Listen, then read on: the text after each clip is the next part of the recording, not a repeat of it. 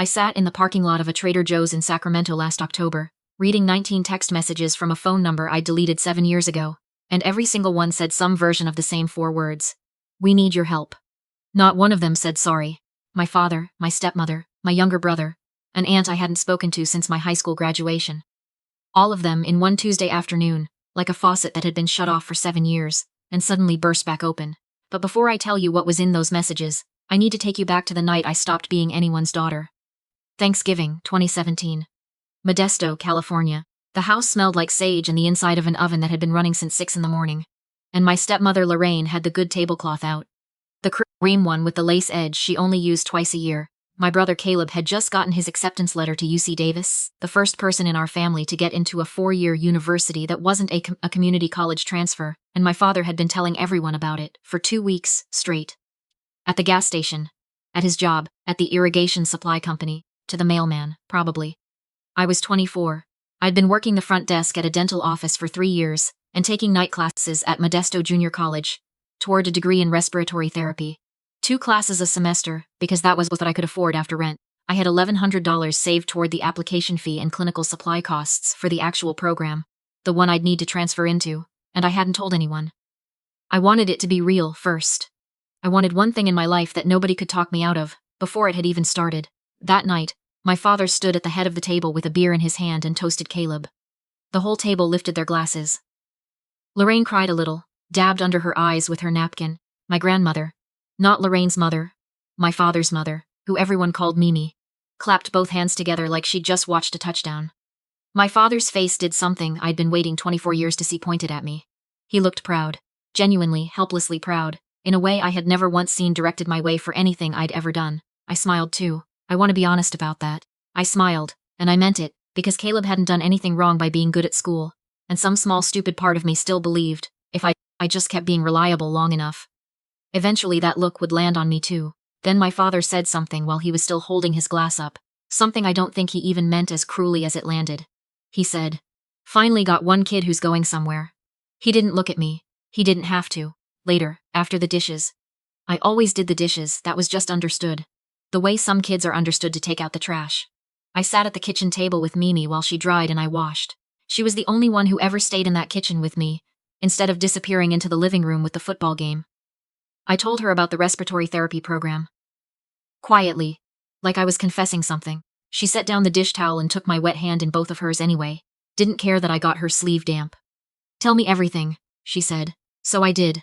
The credits I still needed, the clinical hours, the wait list, how I was going to make the gap in financial aid work. She listened with her whole face the way she always did, and when I finished she said, "You are going to walk across that stage one day and I am going to be the loudest person in the building. I already know it." She had a way of saying things like that made them feel like fact instead of hope. 3 weeks into January, my father found my bank statement on the kitchen counter. I'd left it there folded under my keys, a mistake, the kind you only make once. He didn't ask me about it, he told me about it. He said my cousin Travis, Lorraine's nephew, technically not blood to me at all, but blood mattered selectively in that house, had gotten into trouble. Something about a truck he didn't own anymore and money owed to a guy my father wouldn't name out loud in his own kitchen. He said the family needed to come together on this. He used that phrase the way some people use a tarp, only after the rains already started falling on something they should have covered earlier. He told me $1,100 would make it go away. I said no. The temperature in that kitchen dropped so fast I remember it physically. Like someone had opened a freezer door. "After everything this family has done for you," he said, and I looked at him across that same counter where I'd made school lunches for Caleb every morning since I was 15. Where I'd covered the water bill twice when his hours got cut at the supply company. Where I'd driven Caleb to soccer practice 3 days a week for 2 years, because Lorraine worked nights and my father said he was too tired after a full shift. And I asked him, as level as I could keep my voice, what exactly this family had done for me. He told me I was selfish. He told me I'd always had a hard time being part of something bigger than myself. And then he said the thing that drew blood, the thing he knew would, because he'd watched it work before. "You're just like your mother." My mother left when I was 6. None of us had heard a word from her since. He knew exactly what that sentence would do before he said it, and he said it anyway. Within the hour the calls started. Lorraine first, then my Aunt Patrice. "No, I'm sorry, I won't use that name. She went by a name I've decided I'm not going to put in this story. You understand why." Then a cousin's husband I'd met maybe twice in my life, all of them circling the same message. Family helps family. I was being dramatic. Travis was in real trouble. Nobody, not one person on that phone tree, asked what I'd actually been saving for. Nobody had ever asked. That night I packed 2 duffel bags and the milk crate of textbooks I couldn't leave behind. I went and found Mimi in her room before I left, sat on the edge of her bed and told her I was going. She didn't try to talk me out of it. She got up, slow on her bad hip, and went to the drawer in her nightstand, where she kept her rosary and her reading glasses, and she pulled out a manila envelope, soft at the corners from handling. "I've been holding on to this," she said. "I didn't know what for. I think I knew it was for this. $610. In 5s and 10s and a few wrinkled 20s. 10 years of birthday and Christmas cash she'd quietly skimmed off for me, instead of spending on herself, never telling a soul." I held that envelope against my chest like it was breakable. Then I held her. "Call me when you land somewhere," she whispered into my hair. "Somewhere with decent light. Promise me that." I drove out of Modesto a little after 1 in the morning. I didn't have a destination, just a direction, which was away. I ran out of nerve somewhere around Sacramento, and that's where I stopped. I slept in my Civic for 5 nights in the parking lot of a 24-hour fitness, paid the membership fee, just so I'd have a place to shower before my shifts. I applied to every front office and medical admin job I could find on my phone in that car. Sometimes between fast food drive-through shifts, I picked up just to keep gas in the tank. On day 8, a small physical therapy clinic called me in. The office manager, a woman named Adele Brennan, read my resume for maybe 20 seconds, looked up at me, and asked, "You drove here alone from Modesto, why?" I gave her the short version. She hired me on the spot. $12 an hour, part-time, front desk and scheduling. It was full-time inside of 2 months. I won't pretend Sacramento was kind to me right away. I ate a lot of rice and canned beans longer than I'd like to admit out loud. I split a 2-bedroom apartment off Watt Avenue, with 2 women I found through a roommate app, one of whom practiced trumpet at 11 at night, and one of whom turned out to be the realest friend I've ever had in my life. Her name was Sunny. Not a nickname, that's actually what was on her birth certificate, and she stayed exactly that bright the whole time I've known her. Back home, from the little pieces that filtered to me through Mimi's careful, quiet phone calls, my father told people I'd gone off the deep end, that I wasn't stable, that the family was worried sick. He used the word breakdown at church. Mimi told me once, and I could hear how much it cost her to stay polite about it. "He doesn't get to shrink you from this far away," she said. "Did you let him?" I didn't, but it cost something, not being able to defend myself to people who'd already decided who I was. There's a particular kind of grief in that. Being talked about by people who knew your address by heart and chose silence instead of a phone call. So I decided to make myself impossible to dismiss. By the 2nd year, I'd gotten into an accredited respiratory therapy program through a partnership with Sacramento State. Mornings at the clinic, nights and weekends in class and clinicals. Sunny quizzed me on lung physiology at our kitchen table over takeout from a Vietnamese place, 2 blocks over, that started giving us extra spring rolls for free. After Sunny talked the owner's son through a panic attack in the parking lot one night. That's the kind of family you build when the one you were born into fails you. Small, chosen, loyal in a way that doesn't ask anything back. I sat for my licensing exam in 2021 and passed on the first attempt. Adele Brennan came to the little pinning ceremony the program held and brought a bouquet so big, I had to hold it with both arms. Sunny made a sign so wide, we had to carry it sideways through the doorway. Mimi called me from her landline the second I texted her a photo. Before I'd even left the building. "I knew it," she said. "I've always known it." 2 years after that, I was promoted to lead respiratory therapist in the ICU at a hospital in Midtown. By 2025, I'd been asked to help build out a new pulmonary rehabilitation outreach program for underserved communities across the Central Valley. The youngest person, and the only one without a master's degree, ever given that kind of role there. Which meant I had to prove myself twice over and got forgiven for nothing. I didn't mind. I'd been proving myself my whole life. At least this time it came with a real salary, and my name on the door of an office. I bought a little 2-bedroom Craftsman in the Tahoe Park neighborhood. The kind with the original wood floors that creak in exactly the right spots, and a front porch that gets soft gold light in the late afternoon. Just like Mimi always told me to find. I never told my family any of it. Not the license, not the promotion, not the house. As far as they knew, I'd vanished into Sacramento and stayed gone. Then last October, a Tuesday, I was sitting in my car outside Trader Joe's after a double shift when my phone started lighting up and wouldn't stop. My father, Caleb Lorraine, the cousin's husband, a couple of numbers I didn't recognize, that turned out to belong to people I'd only ever seen at funerals. 19 messages in under 2 hours. No missed calls, because I'd blocked every one of those numbers years before. After the 4th time, someone tried to guilt me back home over the phone. They'd gotten my new number from a mutual contact. I still don't know who, and at this point I've stopped caring. I read every single message in order, sitting right there in the parking lot with my hazards on. Caleb's first text was almost cheerful. Hey stranger, it's your brother. Long time. Call me back when you get a sec. By his fourth message he was asking if I'd consider co-signing on a loan for a food truck he wanted to start. His credit, in his words, still kind of building. My father's messages were shorter, colder, more direct. He'd been having chest pains. Needed a procedure his insurance wouldn't fully cover. Needed help from someone who's doing okay for themselves. Lorraine wrote 3 long paragraphs about the importance of family, and then asked, almost as an afterthought at the bottom, if I might be able to help cover legal fees for Travis. Apparently the truck situation from 7 years ago had become a recurring situation.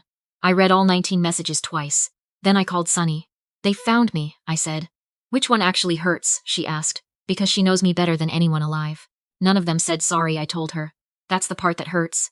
Not the asking, the not being sorry.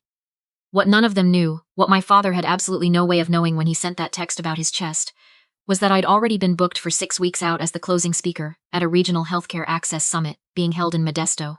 Yes, that Modesto, 20 minutes from the house I grew up in. Sponsored by the hospital system I worked for, covered ahead of time in 2 regional papers, my name, my photo, my title, printed in the same county paper my father used to read at the kitchen table every Sunday. Mimi had apparently seen the announcement first, in a community newsletter, and sent it along to my aunt. Not to start anything, I think, just because she was proud, and she was 81 years old, and she'd been sitting on that pride privately for 7 years. My aunt showed my father. That's how they found me. I almost pulled out of the summit after those 19 texts came in.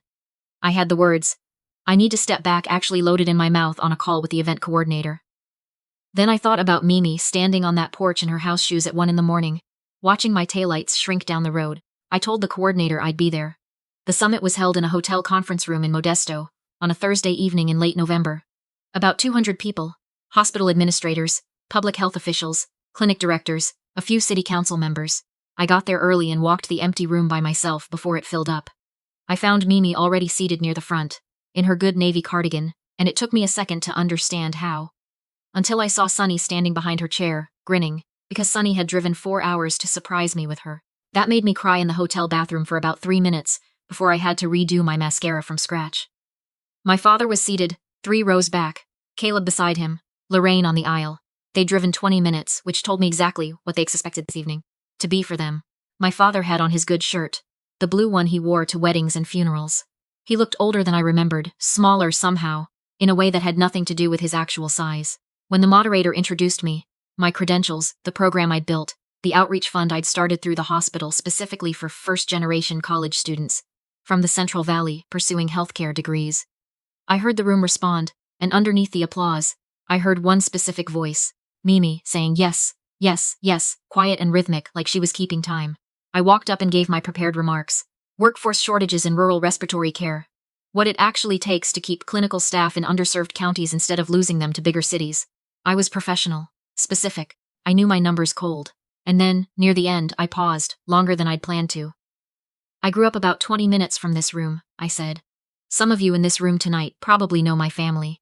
The room went still in that particular way a room goes still, when it senses something true is about to happen. I left home at 24 with 2 duffel bags, and $610 my grandmother had been quietly saving for me. Because she knew, before I did, that I was going to need to leave. I didn't leave because I stopped loving where I came from. I left because staying had stopped being something I could survive. I didn't look at my father. I didn't need to. I wasn't talking to him. The most radical kind of community care, I said, is sometimes just protecting one person long enough to let them become who they were always going to be anyway. Someone did that for me. Her name is Margaret Holloway, and she's sitting right there in the 3rd row. 200 people turned to look at Mimi. She put both hands over her face. Her shoulders shook. The applause went on a long time. Afterward, my father found me by the coat check. His face was doing something complicated, something I'd never once seen on him before. Like 3 or 4 feelings were fighting for the same space, and none of them were winning. You did real good up there, he said. Thank you, I told him. A long pause. I didn't know, he started, and then stopped himself. I know you didn't, I said. You never asked. He looked down at the carpet. The chest thing, he said, the procedure. I got your message, I said. I'll think about it. That was true. It was also all I had to give him in that hallway. Caleb caught my eye from across the lobby and nodded once. Not a thank you, more like an I see you, the first real acknowledgement I'd gotten from him in 7 years. I nodded back. I walked Mimi out to Sunny's car myself, her hand small and dry in mine, her little gold cross catching the parking lot lights. How do you feel? She asked me. I actually thought about it before I answered. Like, I've been carrying something for 7 years, I said, and I just got to set it down in front of 200 witnesses. She squeezed my hand 3 times, fast, which has always been her way of saying, I love you, when actual words feel like too much for the moment. In the weeks after, word moved through that town the way it always does in a place that small. Slow at first, then all at once. People who'd heard my father call me unstable for years now knew exactly what I'd built, while he was busy saying that. Church friends. His own brother. He never once mentioned the food truck loan to me again. Neither did Caleb. About a month later, a card showed up in my mailbox. My father's handwriting, stiff and uneven, like someone writing in a language they used to know, and hadn't practiced in a long time. I stayed quiet when I should have stood up for you. That part is on me. I'm not asking you for anything. I just needed you to know that I know. 6 sentences, no excuses tucked inside them, no ask hidden at the bottom. It was the first honest thing my father had ever put in writing to me in my entire life. I keep that card in the same drawer as Mimi's manila envelope, still folded the way it was the night she handed it to me.